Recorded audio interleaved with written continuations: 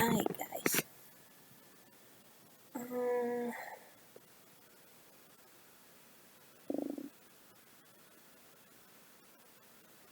Camel King of Europe. Let's watch When you that. picture iconic rebels of Scottish folklore, you probably picture William Wallace, as seen in Braveheart, charging into crowds of English troops with his blue face paint and broadsword. What you probably don't picture is a psychopathic, mass-murdering cannibal with a bloodthirsty family that's said to have killed upwards of 1,000 victims. We're talking about Alexander Sawney Bean, the Scottish king of cannibalism, and his terrifying brood, the Sawney Bean Cannibal Clan. If you're about to eat, put down the fork and listen in. It's gonna get gross. When exactly Sawney Bean and his family operated, if they ever existed at all, is an open question. Some sources have him being born as early as the late 12th century, while others place him as late as the 15th or 16th century. The mythic nature of the Bean cannibal clan gives it a certain flexibility with the facts. Like many other disturbing folkloric figures, America has Mothman, England has Spring-Heeled Jack, and Scotland has Sawney Bean, who is undeniably the most gruesome of the national boogeymen. But according to most versions of the legend, Bean was born in the Scottish Council of Castellonian sometime before or during the reign of King James VI of Scotland. These were humble beginnings, as he was born into the poor homestead of a farm laborer. Not much is known about his birth family or childhood, but young Sawney is said to have done manual work like his father when he came of age, digging ditches and trimming hedges. However, things took a turn for the worst when this upstart young gentleman found love. Bean's crush, known as Black Agnes Douglas, was a woman of such low moral fiber that many thought her to be a witch. The two were a match made in hell. Sawney and Black Agnes eloped together, leaving the family in polite society for good. They robbed, fought, and even murdered for fun.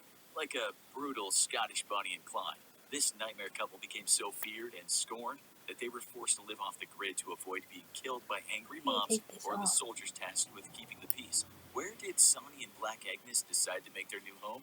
If you guessed a dark, slimy sea cave, then ding, ding, ding, you are correct. Crap. Legends say that two of them settled down across the country in Benin Cave in Ballantrae in Ayrshire.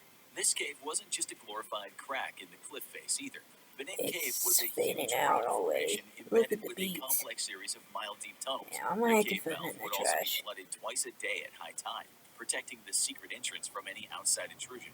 It was the perfect place to have an evil lair or to start a family. Or if you're Sawney Bean and Black Agnes, both. Sawney and Agnes got busy in every sense of the phrase, and soon enough, they had 14 more mouths to feed. If you thought that becoming a father and a family man would set Sawney on the straight and narrow, you'd be horrifically wrong. After all, without a real job, Sawney needed to find some way to feed his family. This encouraged him to take his crime game up to the next level. He started to rob and murder even more regularly, and somewhere along the line, Sawney acquired a taste for human flesh. The human flesh diet was when he quickly got his family to take up too. Yeah, look at that beak. It used to be all pink and now it's all thinning out. When his children became old enough to take up the I'm gonna trade, get a which new is one. to say murder, robbery, and cannibalism, they joined their mother and father I in had to do ambushing different lonesome travelers necklaces on then. Scotland's back roads.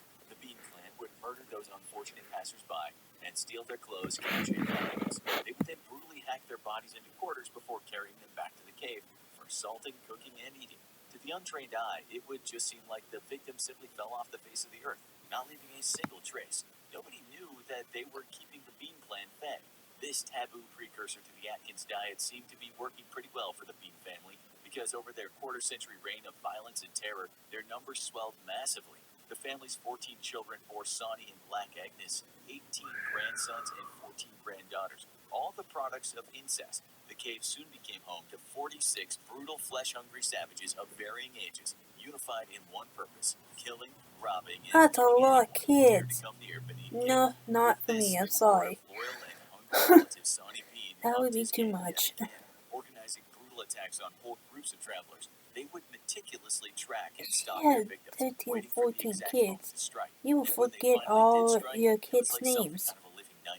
Picture this. You're a small trading convoy. It's perhaps you and some family members and a few business partners. You're transporting goods across the Highlands to trade. Perhaps you've brought a weapon or two just as a precautionary measure. It'll be enough to frighten off one or two opportunistic bandits, surely. Then, as you're walking down a lonely country road, you hear an almost demonic screaming and howling echoing from all around you. You're so shocked by the sudden cacophony, You don't know what to do. You freeze as suddenly shapes come charging in all around you. They don't look like your average highwaymen. There's men, women, and children. They're filthy, bloodstained, crazed. Some wearing tattered fragments of stolen clothes, and others completely naked, like the Celtic warriors they descended from. All of them are bearing knives, clubs, or fists, and they set upon you in a violent frenzy. Before you and your party can muster up any kind of defense or even a reaction beyond screaming and wide-eyed terror, it's too late. Your supplies are looted, and your dismembered corpses are being carried off to the main cave to be salted or pickled. According to the legends of the Bean Clan, this exact horrifying scenario played out hundreds of times over the 25 years that the brutal cannibal clan was active. While they were typically extremely skilled at slaughtering whole groups of people without leaving any material evidence, occasionally some terrifying clues to what was truly going on would slip through the net. Leftovers from the Bean Clan's legendary cannibal feasts would sometimes wash out of the cave mouth and end up on Scotland's other shores. People who lived on the coasts would sometimes see cooked or eerily well-preserved limbs appear on the beaches, some covered in human-looking bite marks. The Sawney Bean Clan's activities were even affecting the local economy. When the body parts began to wash up with greater frequency, local authorities realized there must have been some prolific murderers on the loose. Local innkeepers were grilled by ye olde police in connection with the murders, seeing as they seemed like the most likely suspects, considering most of the recent disappearances had been travelers passing through. The pressure got so great that some local businesses even closed up shop for good, unable to cope with the severity of police scrutiny. Not that any of these leads ever led anywhere productive. Meanwhile, the Sawney Bean Clan continued to do what they do best: murder, robbery, and cannibalism. People were being falsely accused and executed for the Sawney Bean crimes, while these murderous Scots were getting away scot-free, pun intended. Villages near Benin Cave were becoming ghost towns as inns closed down and rumors spread that anyone who passed through the area was doomed to disappear and die a horrible death. And to be fair, could you really say this was inaccurate? The Sawney Bean Clan was impressively prolific, by some counts murdering more people than Gary Ridgway, Ted Bundy, John Wayne Gacy, Jeffrey Dahmer, and the Zodiac Killer combined. They were setting murderous world records. Of course, when you have such an impressive winning streak, it's unsurprising that you'd eventually let it go to your head. And when you get cocky, you get sloppy. This is exactly what happened one fateful night toward the end of the Bean Clan's tenure. A man and his wife were riding home on horseback from a local fair and happened to unknowingly wander into one of the Bean Clan's favorite routes. The two of them were in high spirits, laughing, joking, gleeful from their time at the fair. If they knew what was about to happen, they probably would have savored those last few moments together for longer.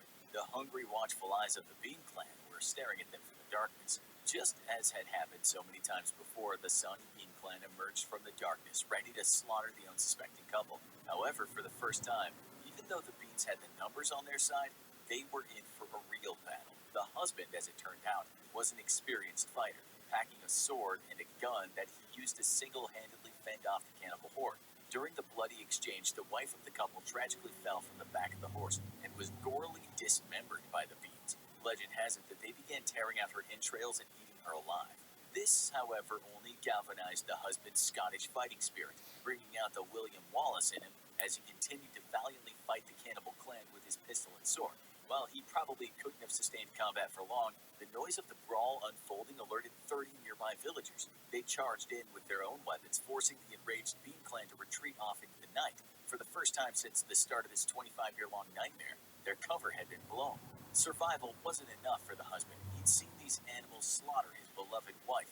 He wanted justice. He wanted revenge. That's why, as the legend goes, he traveled all the way to Glasgow to request a personal audience with King James. Some sources report it being James IV. Others report it being James VI. Point is, it was definitely the king called James. Moving on. He told the king his tale of the cave-dwelling cannibals, and the king was so horrified that he pulled together a 400-man hunting party and set out for Benin Cave himself. The days of the Sawney Bean Clan were officially numbered.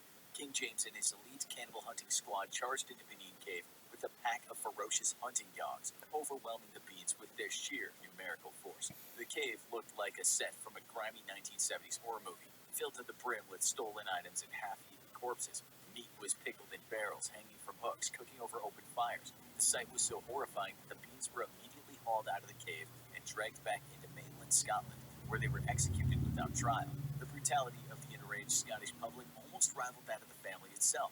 The men, women, and children of the Sawney Bean Clan were alternately dismembered and buried alive. Their reign of terror was finally over, once and for all.